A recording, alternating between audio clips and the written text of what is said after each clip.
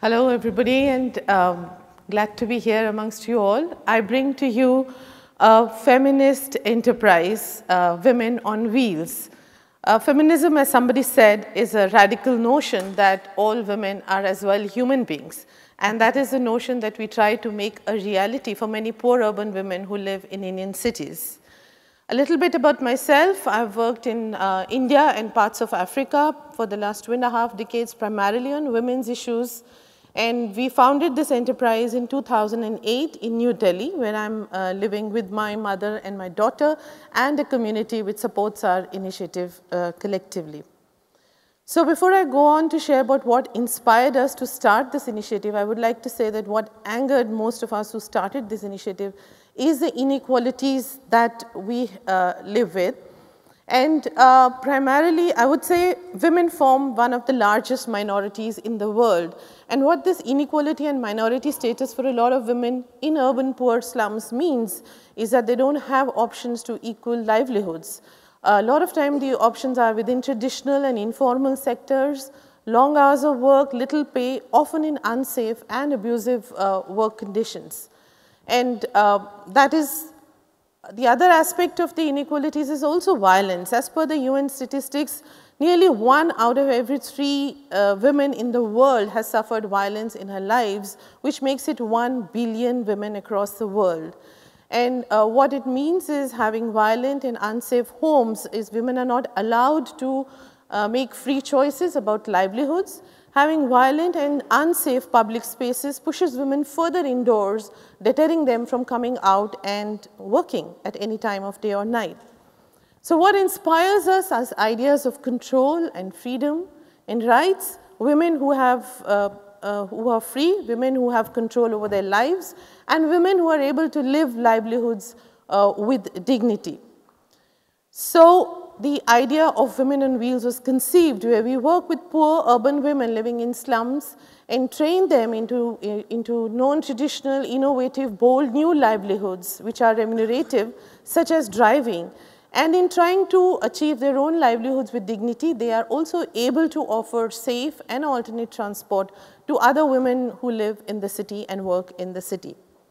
So how do we do this? We have an institutional structure, which is a hybrid model of a not-for-profit and a for-profit working together, leveraging on their respective institutional strengths towards the same goal of Women on Wheels. So Azad Foundation, which is a not-for-profit partner, moves into the slums, inspires young women to think of new dreams, come in, and prepares them with the regular licensing and all other trainings as empowered, qualified, professional women chauffeurs. Sakha, which is the for-profit partner, then steps in to provide employment options to these women on commercial terms. The idea is innovative for more than one reason. One is the structure that we have deployed, which is a hybrid institutional structure. That is 2 organizations, not-for-profit and for-profit, working together for the same goal. The choice of livelihood itself is, driving is something that strikes at the heart of patriarchy. One of the most critical things which get denied to women who are oppressed is mobility. So an opportunity to drive a car and be behind steering wheels of a car 24/7 is an empowering experience which very few other livelihoods can give.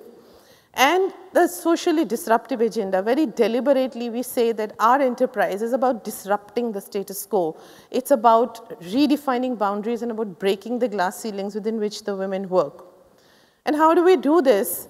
Sakha has 3 verticals, 3 in its bouquet of services: chauffeur placement services, which employs women in full-time jobs, annual contracts; Sakha cabs for women, by women, a 24/7 service; and Sakha chauffeur on call. In our chauffeur placement service, obviously one of the largest segments of clientele is families with children, followed by professional women. When we started, of course, we had to convince people why they had to recruit women drivers, and we are happy to say that over the last 3 to 4 years, we now have a wait list of people who would want to employ them in many parts of the city. Under our cabs for women, we have a small modest fleet of 13 cabs, planning to go up to 20 by the end of this year and gradually increasing our strength. But despite a small size, we have been able to stir up quite a storm in the capital region of India and around cities around, given the high media visibility that the initiative has had. And also, if you would Google women drivers, you would find Sakha topping the Google charts as well. The Sakha Chauffeur on Call is a premium chauffeur on call service, which was the latest introduced and the most profitable amongst the 3 services. We are a premium chauffeur agency we have been able to handle the social challenges, withstand the fuel price fluctuations, etc. But what does it mean to women drivers and to women users of our service?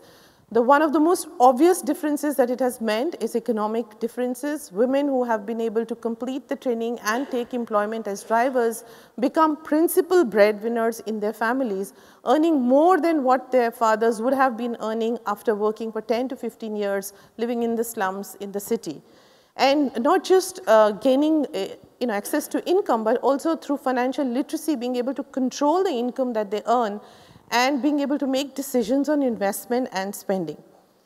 The other very in-your-face kind of change that women go through is the personal transformation that they're able to achieve. And it's almost magical what hope and confidence can do to a person, which has to be seen to be believed.